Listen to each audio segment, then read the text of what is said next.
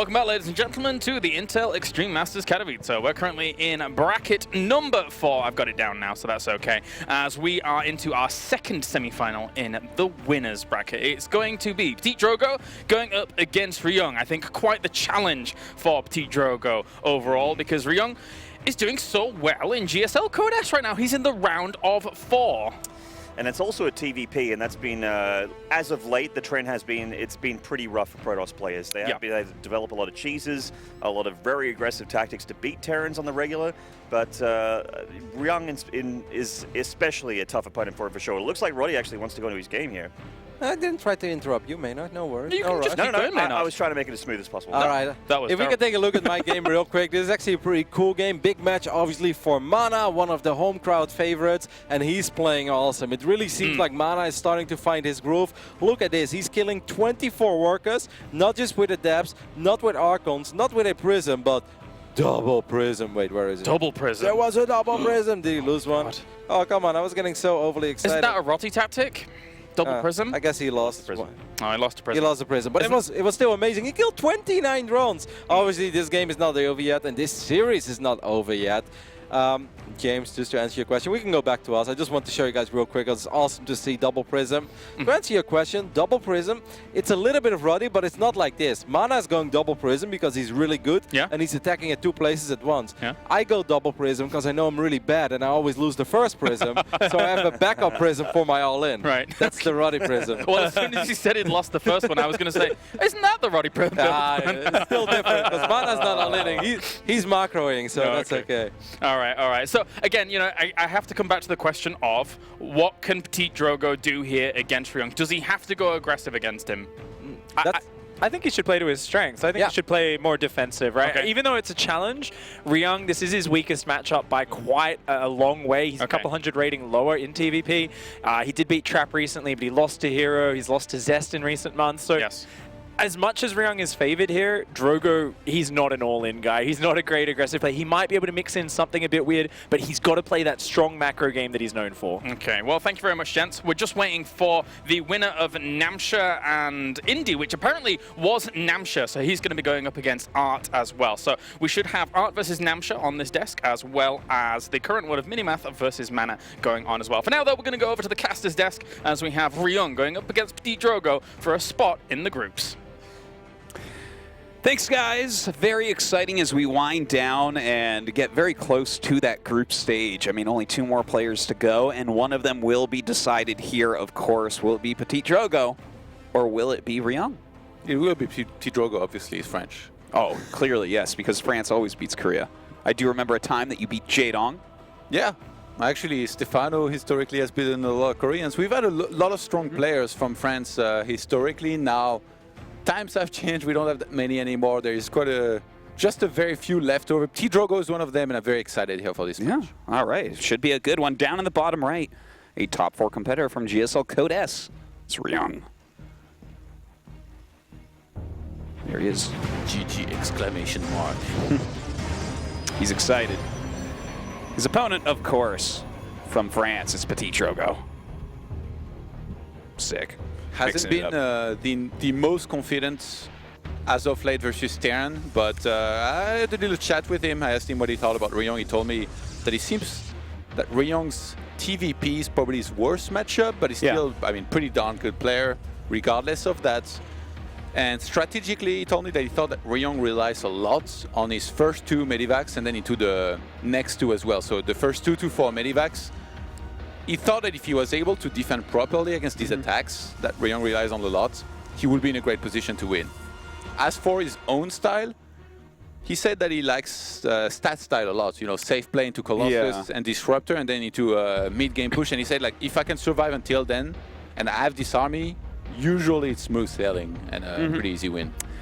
Well, you know, I mean, I like what he's saying about that. The one thing I'm a little bit nervous about is Ryung should be really focusing on this matchup more than any other. His round of 4 is actually going to be against Stats in the GSL. So that's really important. You get to a GSL Finals, that's a whole nother world. And even though it's historically been a weaker matchup for him, right now TvP is not a weak matchup overall. Terrans are doing pretty well in it. Tell me about it.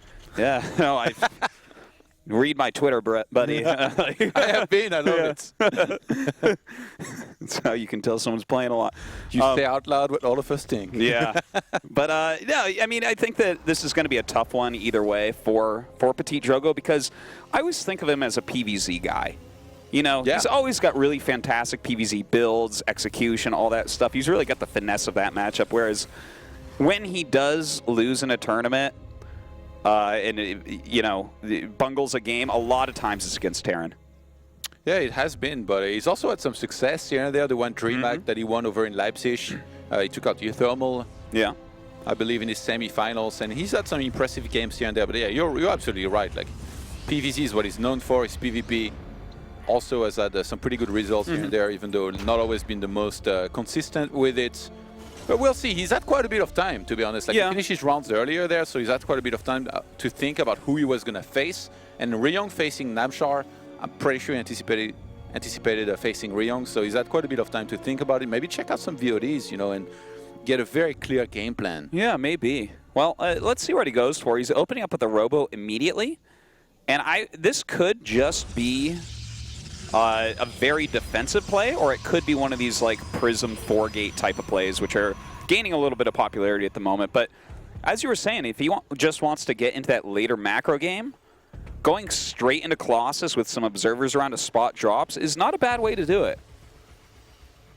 What do you think about PtitDrogo's best timing that he could go for? Is it just that Colossus and Disruptor timing before Terran can get enough Vikings/Liberators?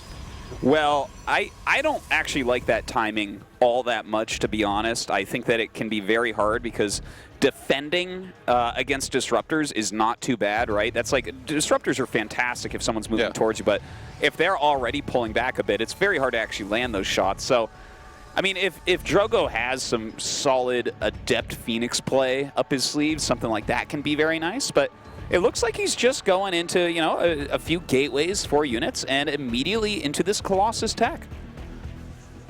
Yeah, I wonder actually, like, if Ryung might mix up a little bit of a more, I guess I would say, different style here. We see him getting tanks now, so maybe some sort of commitment on 2 bases to try and go for some aggression, because a lot of Protoss, they take a 3rd base very quickly, and it's very hard to defend against that style. Like, you need to be spot on with everything. He's going to scan for that observer. That means the Widowmine left over there is going to be very dangerous, but he can't really move that. Yeah, he does bring up his 2nd observer here, so he'll be able to take that out and move forward and push back the drop. Look, 4 probes killed as well as an observer, and the other Widowmine was picked off before it could run into the natural. So I would say that this is a pretty good hold so far. But, you know, if he loses any more probes from here, I think it could get a little bit difficult here for PtitDrogo.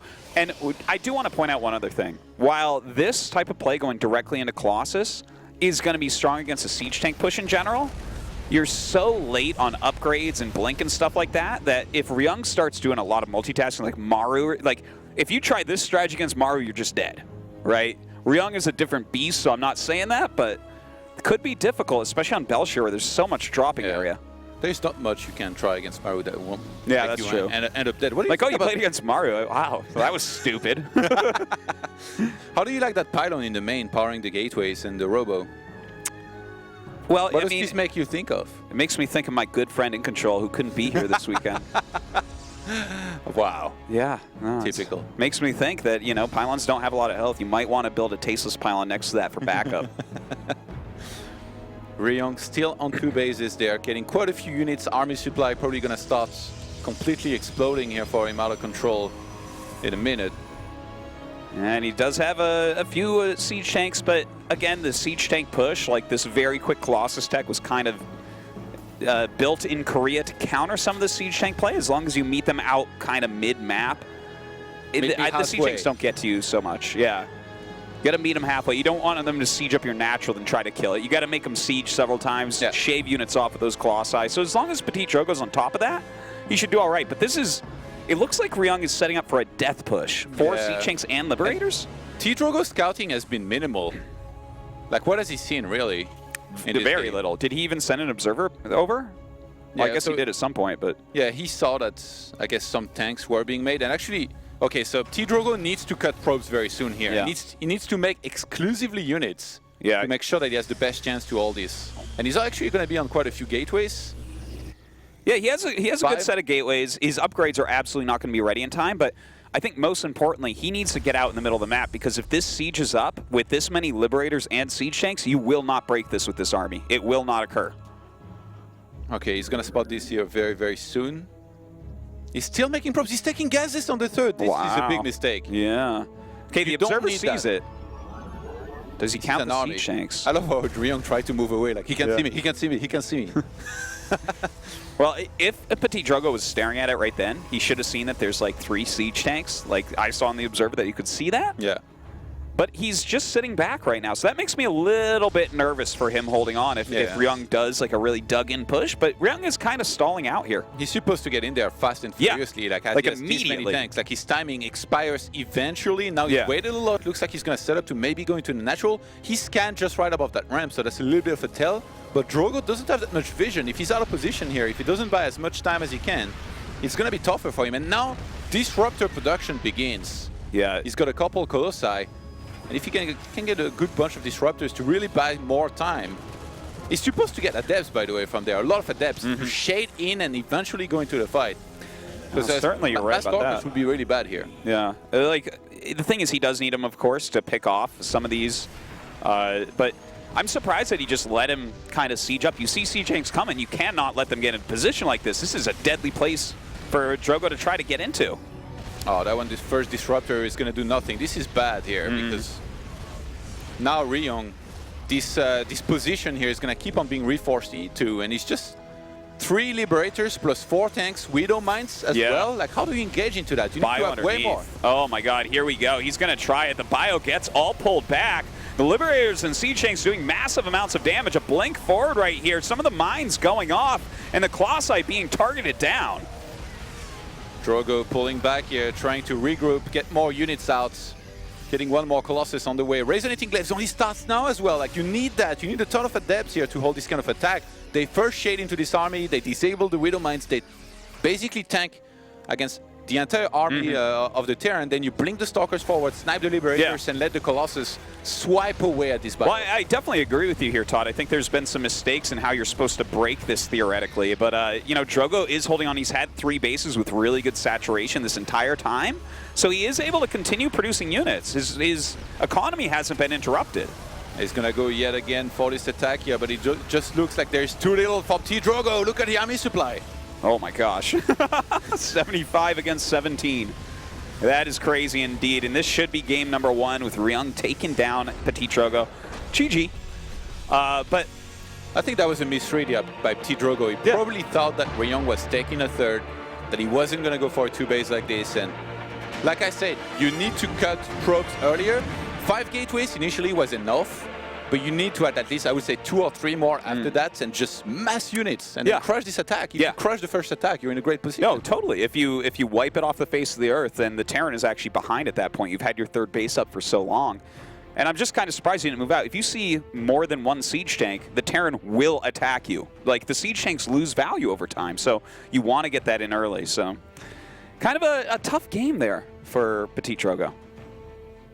Well, I think we might be throwing to the death. Yeah, Ryung with a very solid game number 1 and game plan here. Yeah. Okay, we're going to throw it down to the desk with Claris, see how those other matches are going. Awesome stuff. Thank you very much. We have a match going on currently on Rotterdam's laptop, as it seems that things have heated up here between Minimath and Mana, my friend. It's getting pretty warm indeed, Claris, as Game 2 is being played on Proxima. Mana, of course, did win Game 1 on Honor Grounds after that fantastic harass. Here we go, guys, and I think this is pretty much it for Minimath with the composition that he's working with. This needs to be a great fight for him. Claris, take it away. Oh, no, Storm's going to land on that very, very quickly. Nice force fields, though. You catch me off guard with these things. Hydral is taking a lot of damage from those Storms, so he will back off, and that's going to be my commentary for now. Yeah, I guess that's going to be this game for now. Mana has played a great game, but it's actually looking a little closer than I thought it was going to be. But with Storm against this many Hydras, well, maybe we can stay a few more seconds. Yeah, we got to watch this next engagement. For sure. Oh, Storms to the top left-hand corner, looking to filter through more for one of these units, but there's not really that many Hydralisks left to actually batter this down. There's going to be another good Storm up to the top left-hand corner, but look at all those Stalkers being all reinforced. Victorious blink forwards. There's only only a few banelings left, but they're going to get focused down before they even connect with these Stalkers. A blink forwards once again. The Hydra's going to end up being rerouted and plowed back. Mana on the warpath. You can just do it all, And James. I just... Extra $500 for Kalaris. And this is every time that James casts, guys, he gets another 1,000. I know, thanks, I mate. said 500. I undersold you. I'm sorry, buddy. Being a host, I'm making at least triple everybody's making, so I've got to live up to Red Eye standards, right? Well, I mean, all jokes aside, obviously things look very good for Mana here in Game 2 with 4 bases and Storm. I think he's going to do it, and that's great. I really think ever since Mana lost that series against Guru, I was a tiny bit afraid it might have rustled him, you know, where he was just like, God, I got unlucky in that game, 4-player map. We saw the tweet. He's like, oh, I'm not feeling it, but he's looking a lot better in the lower bracket. Has played clean his previous series, very clean in this one. Mana is still alive. Pig, did you have anything on Art versus Namsha currently? They've just started their first game. We're about 5 minutes in. Art, really, he's been impressing us throughout this tournament. Yes, he has. He killed 5 drones with his Oracle pressure.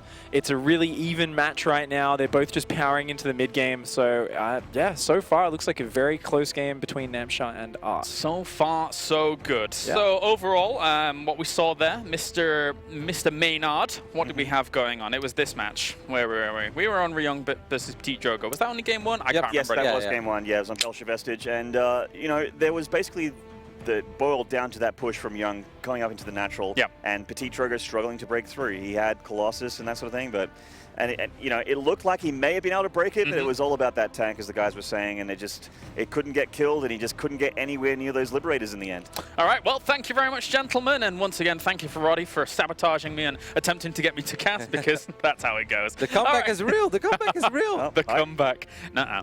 All right, so on to game number 2 now with PtitDrogo versus Ryung. Over to the caster's desk. All right, thanks, guys. It is time to see, can PtitDrogo start to bring this one back? It was a tough first game, and there was definitely some mistakes coming out of Drogo. Ryung played pretty solid. I even think that Ryung was a little bit slow setting up his push. Yeah. You really got to push those siege tanks when you have them. I really think that if PtitDrogo had cut probes earlier, didn't take that 5th and 6th cast on the 3rd base, he might have been in a good position to hold on. You know, also the lack of glaives. Like a lot of times you see the Crane pros do this build and you'll get glaives first to make sure you slaughter ground, and then you worry about blink a bit later. But the thing is, the map is very hard against drop, so I understand why he's going blink. Anyways, it is game number 2, and it is on Proxima Station in the top right. Our Korean Terran leading 1-0. It's Ryung. Your favorite map? Love Proxima Station. You kidding me? Oh my god. How many carriers I make on this map? It's crazy. Bottom left, our Protoss player from France, PtitDrogo. Looked very excited to be here, but he's been known to go a little bit of tilt after losing games sometimes. And especially like when you have a very specific game plan, you feel like you're doing well, the initial defense is okay, and then you lose to something you just kind of misread. It can be frustrating for sure. That is true, but if PtitDrogo can keep his cool, like even if he loses to Ryung, there's no more Terrans in the bracket. He'll just be playing PvPs and PvZs till the end, and those are the matchups where I think that he feels more comfortable, and I've always enjoyed those matchups for him a lot better, especially his PvZ. And the lower bracket, actually, it's Mana, Minimat, Guru, and Namsha, either Namsha or Art, Definitely would have an okay chance, I think, against these guys. So totally, like I would actually favor him in that bottom bracket, to be honest. So, you know, the players, by the way, that we've qualified so far for this tournament, we've got 8 Protosses, 8 Terrans, 6 Zergs, pretty close to perfect balance. It looks like. So I mean, so far we might have a Terran qualifying here, and then maybe a Protoss or Zerg in the lower bracket. Yeah, so it could be like a 997 or a 986. I don't know. We lose a Zerg somehow in this final match. Okay, so anyways, this map, Proxima, it's big.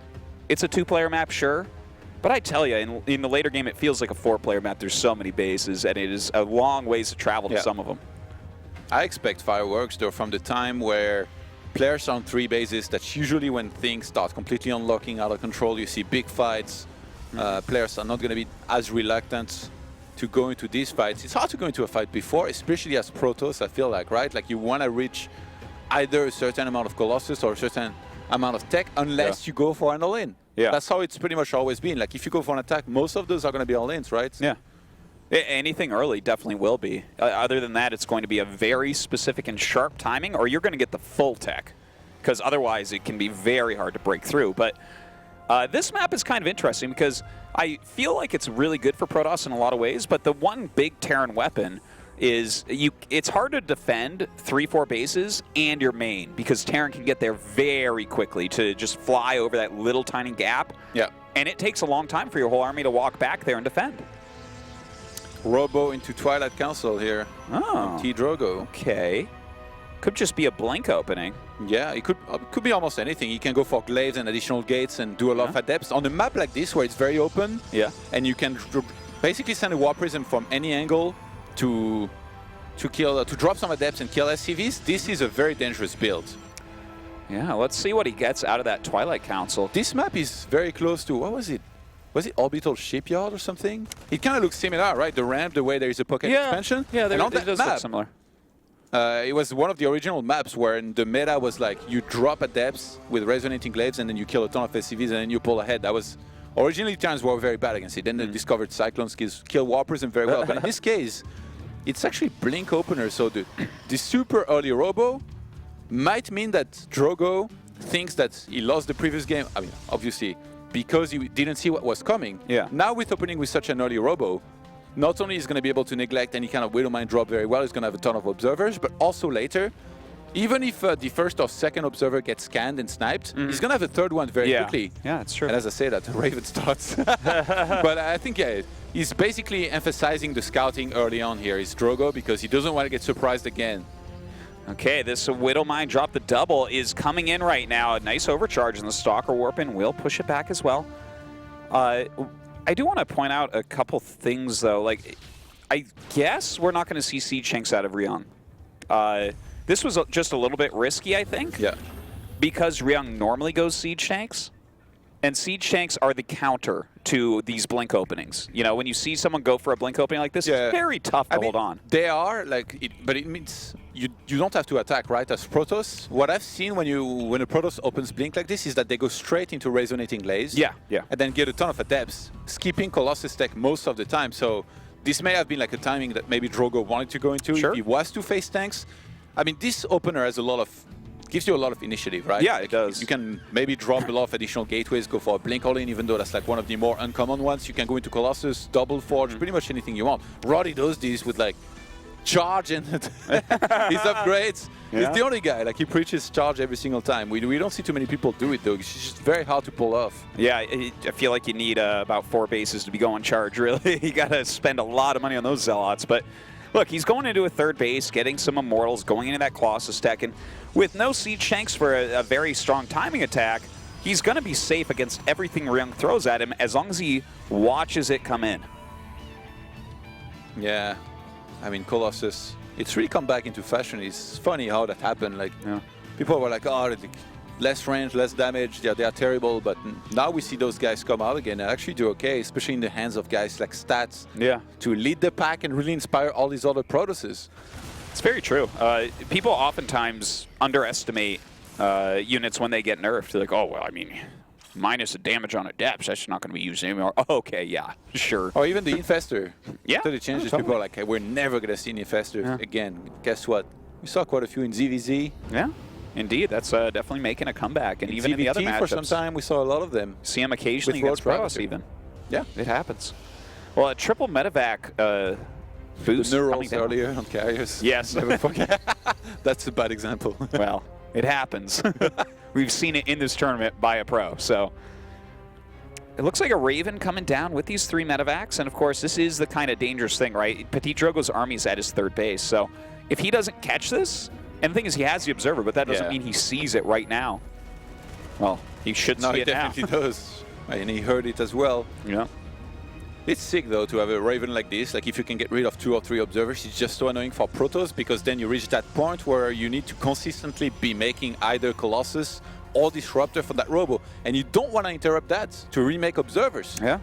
Fusion Core in a second starport. All right, well, I guess Ryung wants to play Liberator, and on this map, I can't blame him. Remember, on Orbital Shipyard, it was one of the best maps as well, and this map has some similarities with it.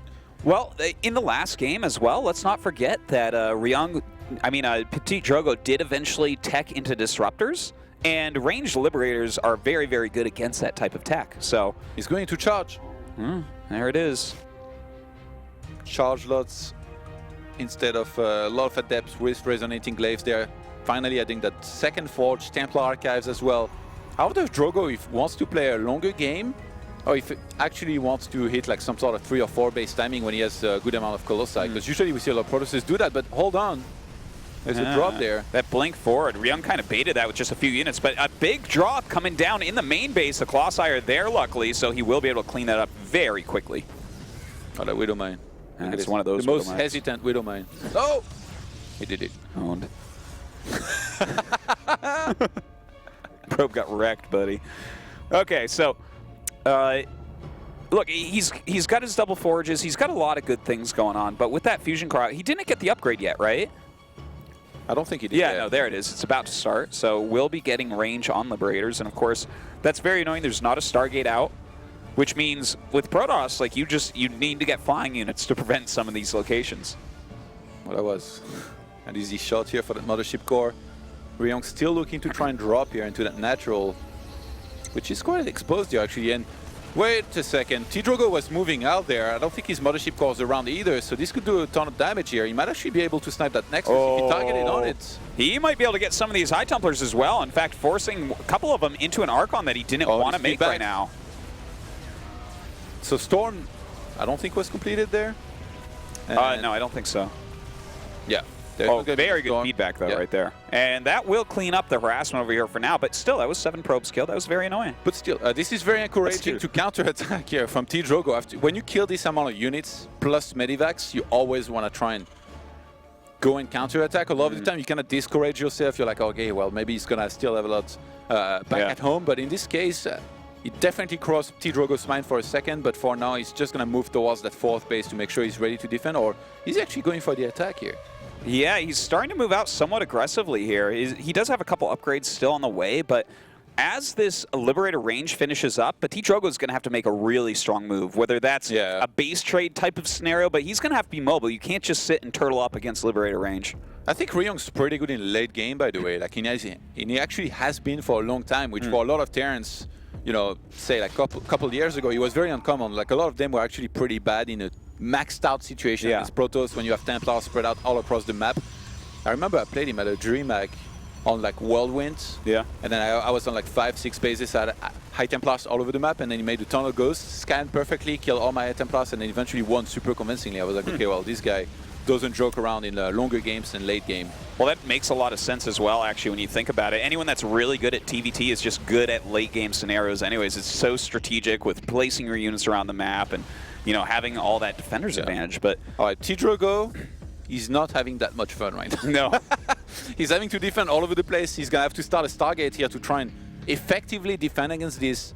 It's just a brilliant choice to go for Liberator range here on this look at this. Oh my god. 3 medevacs coming in and 3 ranged Liberators just setting down everything. Yeah. I thought you meant the supply for a second. Oh my, no, just look at the screen, okay? This is really tough to deal with. And look, he will break through, but this was very cost inefficient for him. Still, the Liberator's dealing so much damage.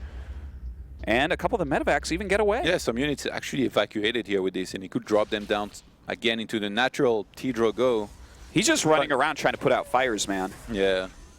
Every time he puts out one, another one starts elsewhere. Look at this, the Marine with the flank. Ah, well, citizen's arrest right there. Okay. Judgment was rendered. Yeah. Look, I like what you said before about Ryung being really good at the late game because he's getting Ghost Academy, he's getting Planetary, and that's like the supreme late game stuff. That was sick. Gets the Observer. I don't even think there is that many Observers left at this point. No. Look, TvPgo gets another one right now. He doesn't have any Observers. Oh, this is bad. Oh, boy. This is really bad. TvPgo, he might be tilting here. You're not supposed to attack from this position. No, because Terran is always going to have more. Well, he definitely is tilting a bit because of these Liberators. Like, oh, this he might have been trying pain. to bait this, actually. Oh, my God. Well, the drop comes out. Careful what you ask for. Yeah, he's cleaning up so much at the moment. And PtitDrogo looks like he's going to go on. He's making Archons now, which I don't even find to be a very helpful choice for him at the moment. That's like what you're going to make if you're going to go all in. If you're going to play a more macro game, you need Storm, but he's trying to surprise Ryung. That might not have been looking at this position here just yet. Snipes the Liberators. He's going to move forward. There's still quite a few Colossi left over, plus an Immortal and an Archon here. If he could take out a huge chunk of this army instantly and start killing a lot of SCVs. PtitDrogo might still be able to do it, but 3-3 is on the way for Ryung, who's going to pull SCVs. Yeah, the boys have been pulled, and he is trying to get on top of this. A drop coming in all over the army, but the 3 Archons coming up doing a huge amount of damage. A blink forward from the Stalkers will end their lives. Oh, that Colossus survives here. Nice micro from PtitDrogo. Still keeping all of these guys alive, but he's going to be chased back here, I think, because he's lost a huge chunk of his army here already, and Liberators have been set up in that position. He actually brings the Mothership Core. Well, that's an F2 right there, right? Like that's he has brought everything up. I mean, you can throw down a time warp, and that's going to help out somewhat. But he might want to do like some sick recall or something. He's like baiting that could be cool. Recall, but yeah, I like that idea. Definitely F2. Until a Ghost comes out and EMPs it, he loses everything. Oh my God, just brutal. Well, if he attacks his planetary, that's when a flank can just end this game. Getting right on top of it, the time warp comes out. Oh boy, this is not going to go well. He's actually going to take the... Oh, he recalls. Ooh, a lot dies, though. Yeah. Supply's even somehow. Yeah. You know what? Having that supply even is very impressive. Yeah. But I have to say, like, attacking the planetary was the one big mistake that he did here. You can never attack the planetary with the Terran army behind you. Yeah. The flank is brutal. Keep in mind, Ryung's about to complete 3-3. PtitDrogo never started it. He spent all of his gas on a lot of Archons. I don't think there is a huge number of Ghosts just yet. So if he takes a perfect fight, actually there's 0. I gotta say, man, like he's getting some Ghosts now, though. We've been a little bit questioning a lot of his moves this game, but PtitDrogo has really pulled this together, and it's been like a very sloppy, down and dirty slugfest. Where these drops have done a lot of damage. The delayed mining was crazy, but PtitDrogo has really kind of kept himself in it in a very impressive way. I think Ryung fully realizes right now that it's a good time to stop attacking, stop dropping for a little bit of time, make sure he gets a ton of Ghosts, so that he can deal with basically this Archon count, which is very scary right now. +3 attack upgrade starts. And Ryung, he has a ton of Liberators, which PtitDrogo is not going to have much to counter that other than the Stalkers that he has. Like if you look at both armies, I think Ryung is slightly stronger, but we are at the stage of the game where it's very easy to take a wrong fight. You can also dance around these Liberators as the Protoss there, maybe counterattack. It's such a big map with so many paths that while the ranged Liberator is very strong, you don't have to engage it as Protoss. You can kind of just walk around, attack somewhere else, make the Terran pull back, and setting up this army correctly takes a long time. PtitDrogo, though, again, kind of sitting at home, which allows Ryung to cross the map super safely. Like, this is where you see Protoss like Showtime really being on point with not letting that happen. Now having that position, Ryung can just keep on edging forward, wait for PtitDrogo to attack into him, and then EMP the entire army, and this might be a slaughter of a fight. If that happens, PtitDrogo needs somehow to make this happen. He's going to go for it. Okay, here we go. The Archons getting up in front here. A ton of EMPs going down. A giant blink forward, but these Liberators are dealing way too much damage, and this Arc of Bio will slaughter everything else. PtitDrogo with a huge sigh here on our screen. He's going to have to tap out. GG. Right. What a siege. Yeah, that was kind of a crazy one right there. I got to hand it to PtitDrogo. I didn't think he was going to even that game up as well as he did, but it was a heroic effort from him. It's just those ranged Liberators at the end of the day were massacring him in a lot of situations. I don't know if PtitDrogo saw how many Liberators there was, because if he had seen the huge amount of these guys like before Ryung crossed the map, usually that's the time you realize that you basically can't take the fight. You need to base trade. Well, you wait for him to leave his base and you counterattack. When Ryung moved up, he only sieged 2 Liberators over the rocks. The rest were just sitting there. So I think he was purposefully saying, okay, let me not show him that I have like 10 ranged Liberators, because any Protoss sees that and they're like, oh, well, I will run around this and do something else. But he waited to the last second. PtitDrogo was already there, so he's like, well, I guess we're doing this, you know? Otherwise, the base trade starts like a minute in advance on Ryung's side. This was the perfect scenario here for Ryung. It was like, don't ever attack into this as Protoss. Yeah, certainly. All right, guys, we're going to jump to a quick commercial break. When we come back, we'll have a chit-chat with Ryung.